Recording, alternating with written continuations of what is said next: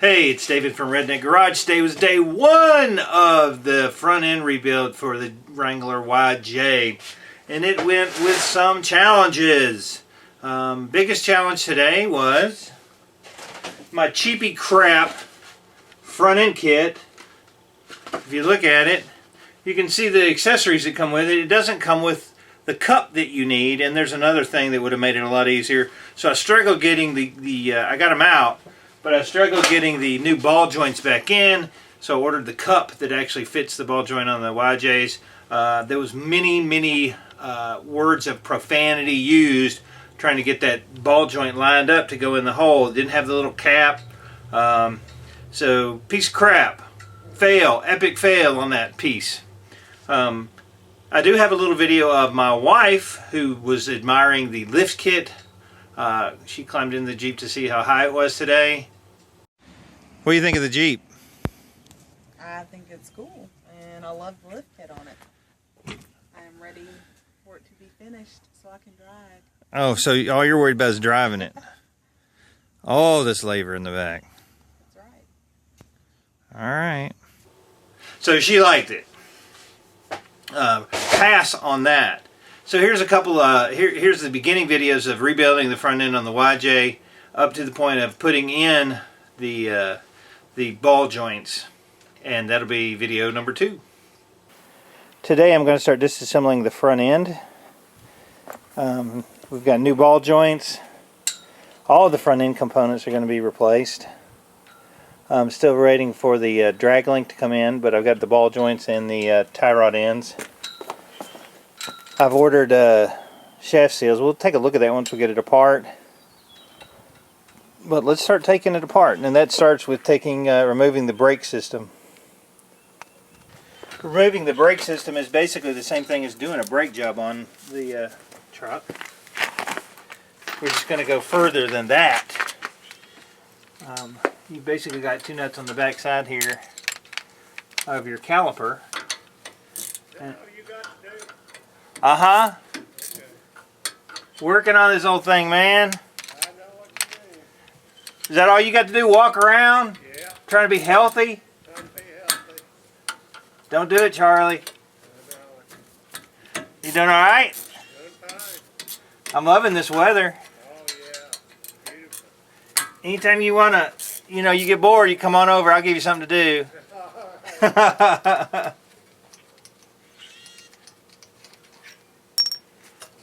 So I can tell that these calipers are new. They haven't been on there that long. Had nothing to do with me though. That was like that when I bought it.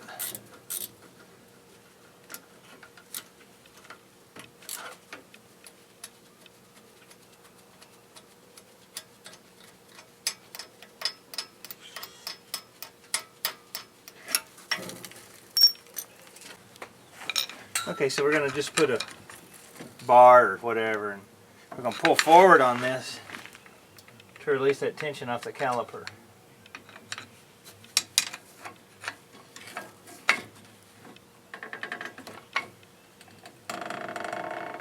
And what that's doing is pushing the piston back in.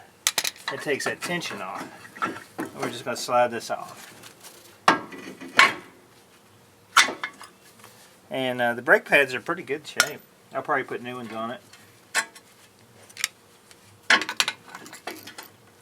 If you're trying to do a quick brake job, that'd be it. Put new brake pads on it. You want to compress your piston back in on your caliper. Get your C-clamp and push this in flat using a brake pad. You basically just take a brake pad, put a C-clamp on it in the center and push it back where it's flat, and then put your new shoes on and then put it back on. Now we're taking the whole front end apart, so that's going to be separate. I'm just going to try to lay that back there. Looks good. Now we take off the rotor. And for some reason I can't believe this would be the factory one. For some reason they put these keepers on it, which are worthless. Just make it a big huge pain in the butt to get off. I never use these. because they're a hassle. And there's your rotor. Basically, that's your brake system. Now I'm going to give it a minute here. I'm going to take some PB Blaster and spray on these axle bolts here, so they'll come off a little bit easier. All right, we're going to take the axle nut off.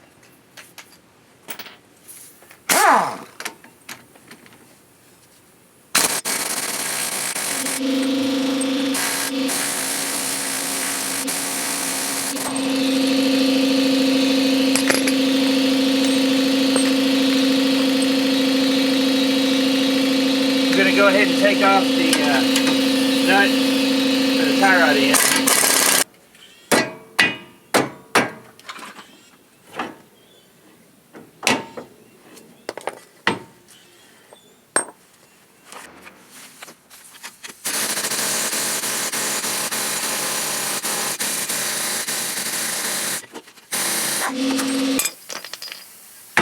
And it feels kind of loose, so that's probably a pretty good indication that the ball joints were pretty worn out.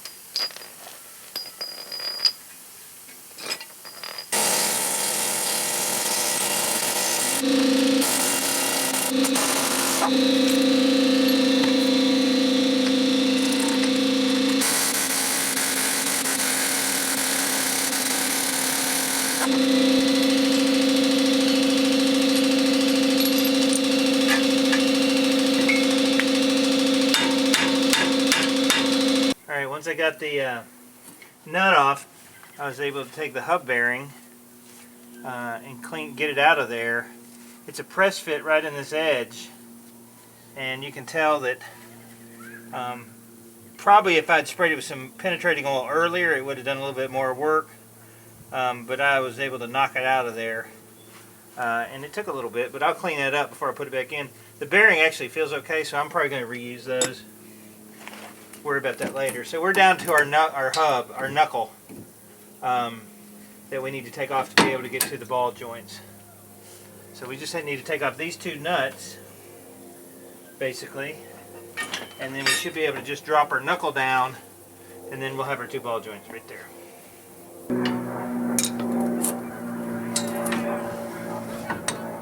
And there's our axle.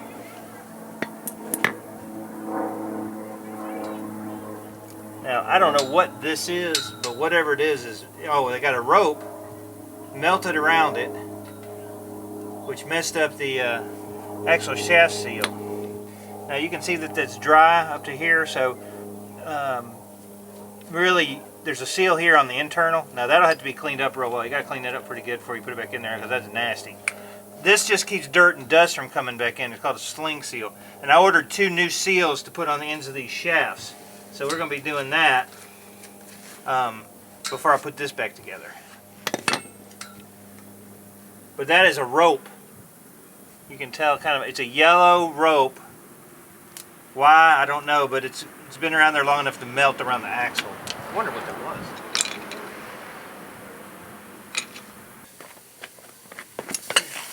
Pickle fork. It'd be a big pickle if you were trying to use this on it though.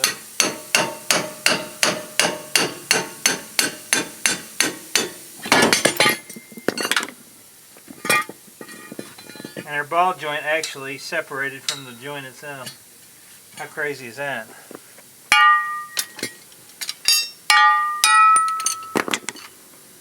Ball joint actually broke. So there's our hub. Our knuckle. This is the knuckle.